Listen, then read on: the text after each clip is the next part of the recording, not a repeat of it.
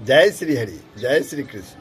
प्रभु, आप सब महाभारत के वन पर्व की कथाओं का श्रवण कर रहे हैं।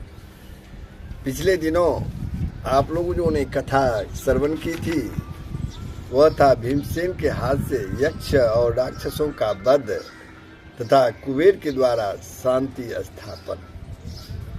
आप लोगों ने श्रवण किया था किस प्रकार भीम ने राक्षसों और कुबेर के मित्र मणिमान का युद्ध में परास्त किया था। वे सारे मृत्यु को प्राप्त हुए थे और क्रोध में जो है जब इसकी सूचना कुबेर जी को मिली तो वे क्रोध से भरे हुए अपने रथ पर सवार वहां आकर पहुंचे। तब उन्होंने पांडवों को देखा और तब उन्हें अगस्त जी द्वारा दिए हुए शाप की याद हो आई और तब उन्होंने धर्मराज युधिष्ठिर से बातें की और भीम को समझाने की सलाह दी। फिर वे सब जो है कुछ दिनों तक कुबेर के महल में ही निवास किए।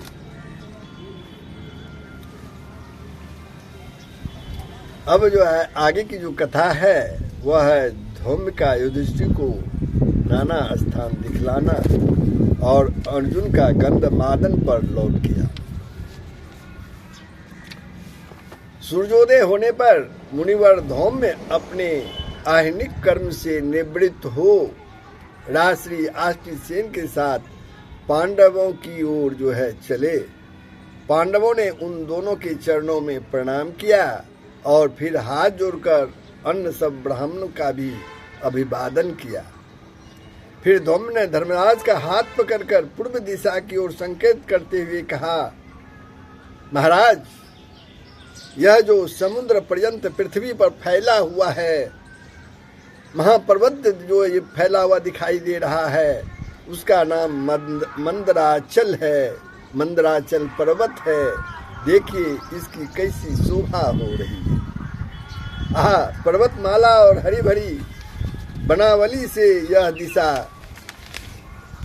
रमणीय जान पड़ती है। यह दिशा जो है रमणीय जान पड़ती है। यह दिशा इंद्र और कुबेर का निवास स्थान कही जाती है। यह दिशा इंद्र और कुबेर का निवास स्थान कही जाती है। सर्वधर्मज्ञ मुनिजन, प्रजाजन, सिद्ध, साध्य और देवता लोग इसी दिशा में उदित होते हुए सूर्य का पूजन करते हैं। समस्त प्राणियों के प्रभु परम धर्मज्ञ यमराज इस दक्षिण दिशा में रहते हैं, जो मरने वाले प्राणियों का गंतव्य स्थान है। यह पवित्र और अद्भुत दिखाई देने वाली शयमनी पूरी है। यही प्रेतराज यम का जो है निवास स्थान है। इसका ऐश्वर्य भी बहुत बढ़ा चढ़ा है। इधर पश्चिम की ओर जो पर्वत दिखाई देता है उसे अस्ताचल कहते हैं। महाराज, वरुण इस पर्वत और महासमुद्र में रहकर प्राणियों की रक्षा करते हैं। यह सामने उत्तर दिशा को आलोकित करता हुआ परम प्रतापी मेरु पर्वत जो है वो खड़ा हुआ है। इस पर केवल ब्रह्मवेत्ता ही जा सकते हैं। इसी के ऊपर ब्रह्मा जी की सभा है और इसी पर वे अस्थावर जंगम की रचना करते हुए निवास करते हैं। इसी पर्वत के ऊपर वशिष्ठ आदि सप्त ऋषियों के उदय अस्त होते रहते हैं। तुम तनिक मेरु पर्वत के उस पवित्र शिखर का दर्शन करो। अनादि निधन श्री नारायण का स्थान इससे भी परे चमक रहा है। वह सर्व तेजोमय और परम पवित्र है। देवता भी उसका दर्शन नहीं कर सकते। अग्नि और सूर्य उस स्थान को प्रकाशित नहीं कर सकते। वह तो स्वयं अपने प्रकाश से ही प्रकाशित है। उसका दर्शन देवता और दानवों को भी दुर्लभ है। उस स्थान पर अचितन्य मूर्ति श्री हरि जो है वो विराजते हैं, जो महान तपस्वी और शुभ कर्मों से पवित्र चित्त हो गए हैं। वे अज्ञान और मोह से रहित योग सिद्ध महात्मा यति जन ही भक्ति के द्वारा उनके पास जा सकते हैं।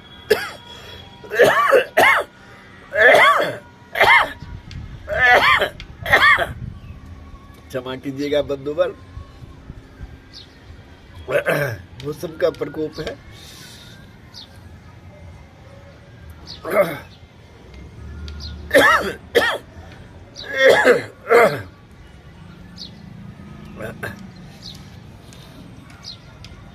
वहां जाकर वे फिर इस लोक में नहीं आते। राजन, यह परमेश्वर का स्थान ध्रुव और अक्षय और अविनाशी है।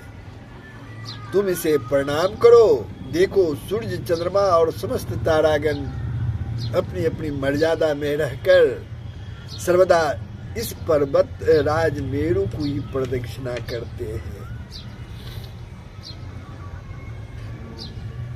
इसकी परिक्रमा करते हुए नक्षत्रों के सहित चंद्रमा पर्व संधियों का समय आने पर महीनों का विभाग करते हैं तथा महातेजस्वी सूर्य, वर्षा, वायु और ताप रूप सुख के साधनों से प्राणियों का पोषण करते हैं। हे भारत, भगवान सूर्य ही समस्त जीवों की आयु और कर्मों का विभाग करके दिन रात, कला, काष्ठा आदि काल के अवयवों की रचना करते हैं। फिर उत्तम व्रतों का पालन करने वाले पांडव लोग उस पर्वत पे ही निवास करने लगे। अर्जुन जो है अस्त्र विद्या सीखने के लिए इंद्र के पास गए थे। वे 5 वर्ष तक इंद्र के भवन में रहे और उन्होंने देवराज से अग्नि, वरुण, चंद्रमा, वायु, विष्णु, इंद्र, पशुपति, परमेष्टि, ब्रह्मा, प्रजापति, यम, धाता, सविता, त्वष्टा और कुबेर आदि देवताओं के अस्त्र जो है उन्होंने प्राप्त कर लिए थे। फिर इंद्र ने उन्हें घर जाने की आज्ञा दे दी। तब वे प्रणाम करके बड़े खुशी गंधमादन पर्वत पर लौट आए। तो ये था प्रसंग।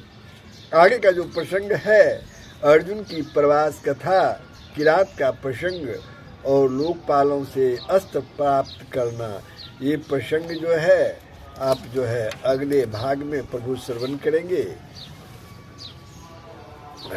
तब तक के लिए मैं आप लोगों से विदा लेता हूँ। सबका कल्याण हो, पूरे संसार का कल्याण हो। जय श्री हरि। सबका कल्याण।